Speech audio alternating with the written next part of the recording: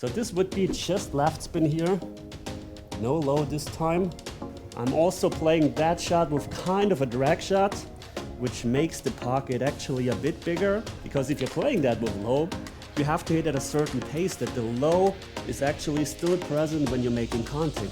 A bit too little angle, so you gotta be able to identify the feel-good angle, which is of course not like here where we're having too much angle. Alright, great stuff to come in this video. Let's dive in how to play the most common shot there is in pool. Alright, another beginner drill that I always used to practice when I started playing pool, and even a couple of years in. This is still a very nice drill and a very important one because it helps you to work on the most important shot, which is at the same time the most common shot in pool. So what do you have to do? Just play the balls in order from 1 to 4.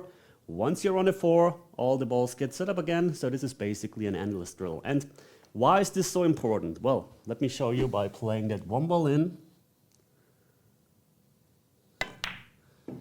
First of all, you gotta be able to send the cue ball exactly into a certain direction, your desired direction, and you also want to work on your speed control because you don't want to leave the cue ball too far away from the 2-ball.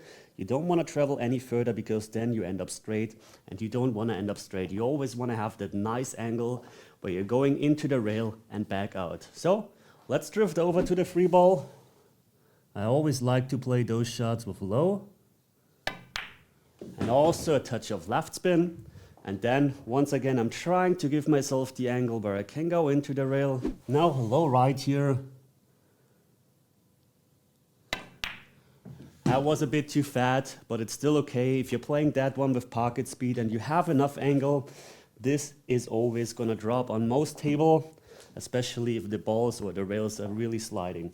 So it's a very, very important drill, and you gotta be able to have, I don't know, at least like 12, 16, 20 balls in a row, because it's not that difficult if you nail that shot.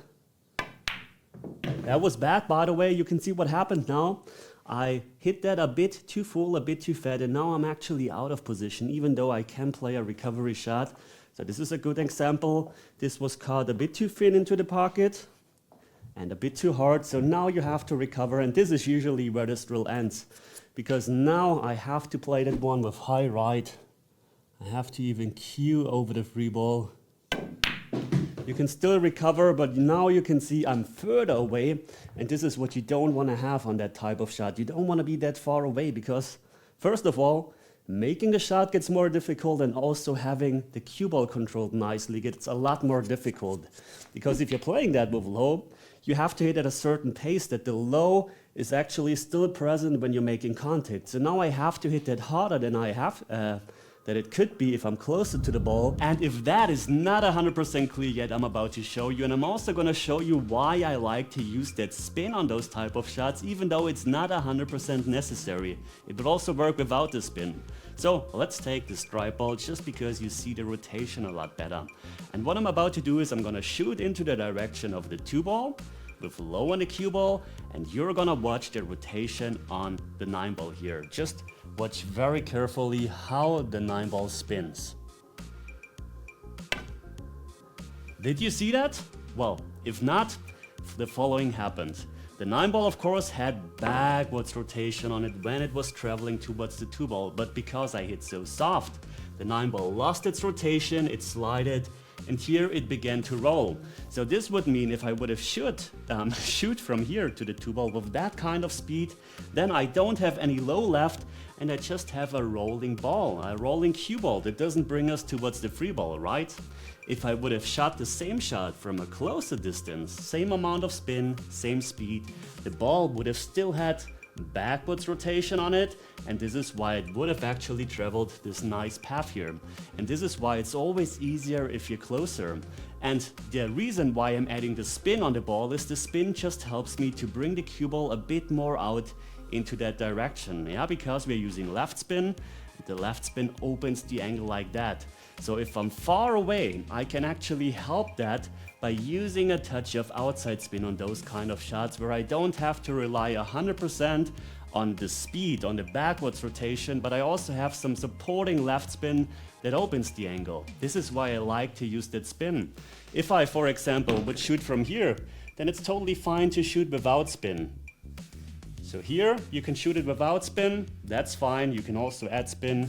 The further you are away, the more I like to introduce spin because I'm feeling very confident with that. Of course, aiming with spin sometimes gets a bit tricky because I'm only doing this when I'm using outside spin. So let me show you one more time if I'm playing that too soft, what happens here. And you can see the cue ball doesn't come out like this. First of all, it was hit too soft, but the path is also the wrong one.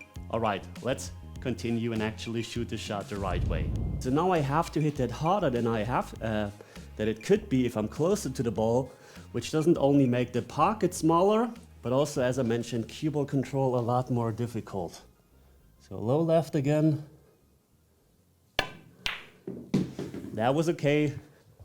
That was a good recovery shot. And now we're in line again. By the way, you can also mirror this layout because this is now for left-handers. That was good. Now balls are set up again. So usually you don't want to be forced to play those kind of recovery shots that I just had to play on a one. If you're playing it at a very good pace with the cue ball and a very good line, you will never have to shoot an awkward ball. And also something like that, let's try to overhit this a bit. Once again, something like that is not supposed to happen. Here I got really lucky because if I'm ending up perfectly straight, then it's basically over. But I mean, we got away with it. We have kind of a shot, not the shot we wanted, but of course we gotta be able to recover from here as well. Let's just play a high ball. But the problem I fear we're gonna have is that we're once again a bit too far away. This once again was a good recovery shot. Low left, bring the cue ball over. I'm also playing that shot with kind of a drag shot, which makes the pocket actually a bit bigger. So I'm hitting lower than I want to have actually on the cue ball when it arrives on the object ball. And I'm hitting a bit softer that some of the low gets actually lost on the way. This just makes the pocket play bigger, as I mentioned. We were on the free ball, right? So here I don't really need the drag shot because I'm really close to the ball. Here I underhit the shot a bit and all of a sudden you can see it's getting way more difficult than it could have been. Here I have two options now. I could just try to once again drag it and hold the cue ball, or what I can also try is to actually bump into the rail and back out, which is a bit tricky because the side pocket comes into play. So this, I would say, is personal preference. Here I didn't play that low as before and not that much right spin as before, and now I've finally ended up in prime position once again. So low left, going back over and over again. So you can see this is a really nice drill. It does look simple, and yes, it's pretty simple if you nail down the shot. This most common shot there is in pool. Here, a bit too little angle, so you gotta be able to identify the feel-good angle, which is of course not like here where we're having too much angle, not like here where we have too little angle. This would be my ball in hand angle, so now I have a bit less angle than before, which means I have to hit harder, which makes the pocket of course play a bit smaller. That was really bad. You can see not only does the pocket play smaller, you can also easily lose control of the cue ball. Here I could once again play a follow shot. What I can also do is just play a stun shot, but you gotta be careful. You can easily underhit this shot. It's a bit more tricky to judge.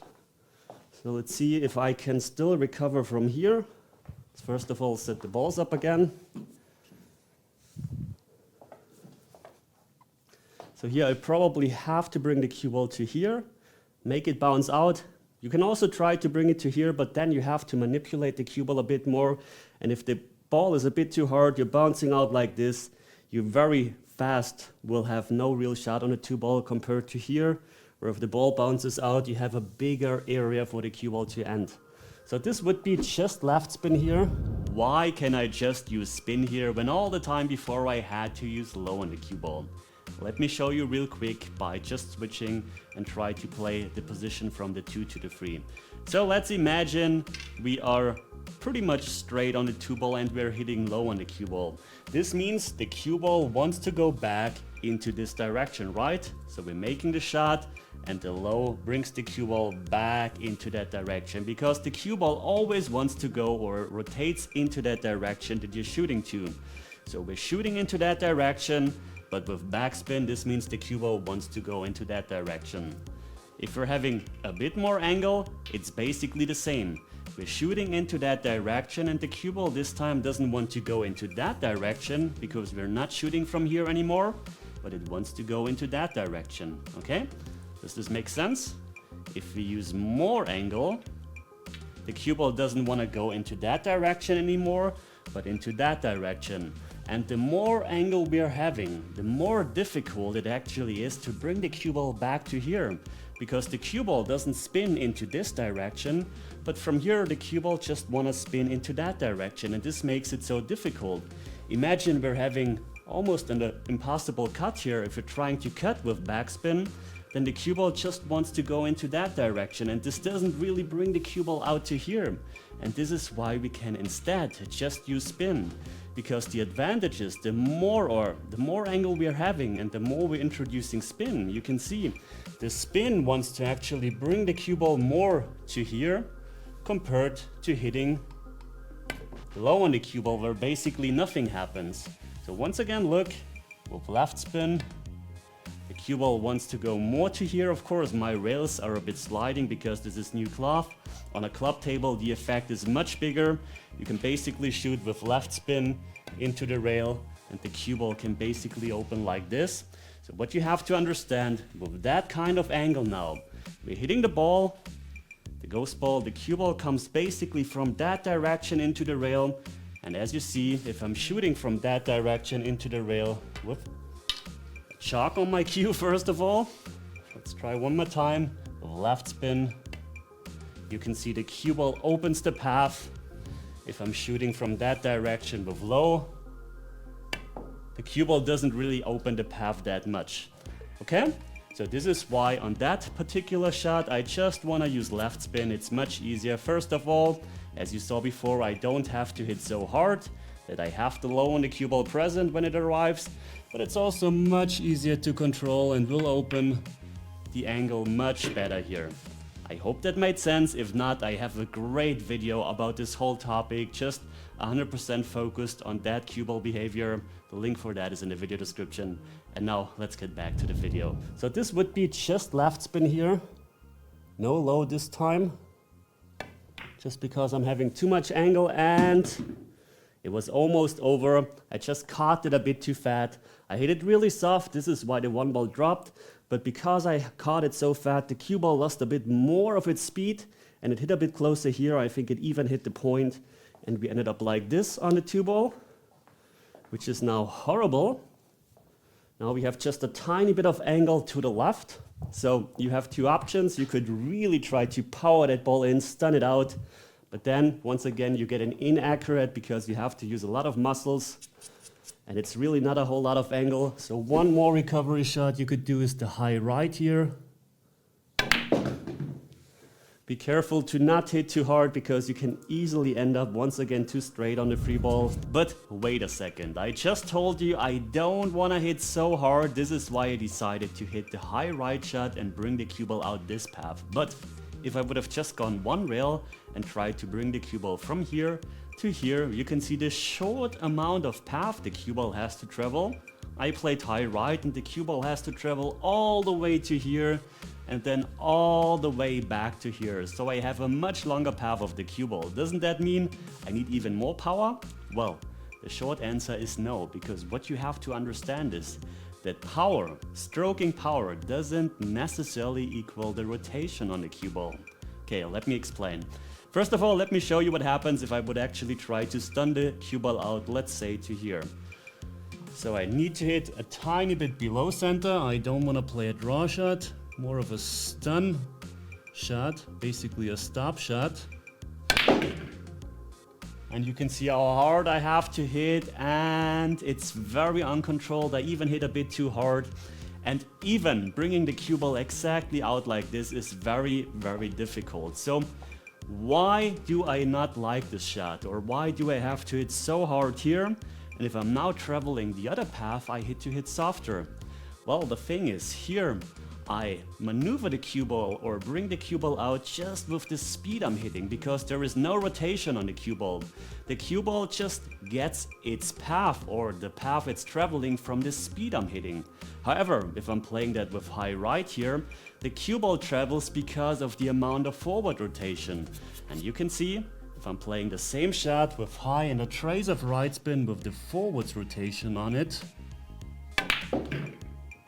I can hit that shot much softer and it's way more controllable. So if you rewind and just compare those two shots, you can see clearly that this one was hit softer, but the cue ball still traveled a further distance on the table. And once again, as I said, here the cue ball basically gives all of its energy to the two ball, or almost all of its energy, but you can see the forward spin and the right spin will make the cue ball gain the speed compared to the stun shot, where the cue ball travels just because of the power you're hitting.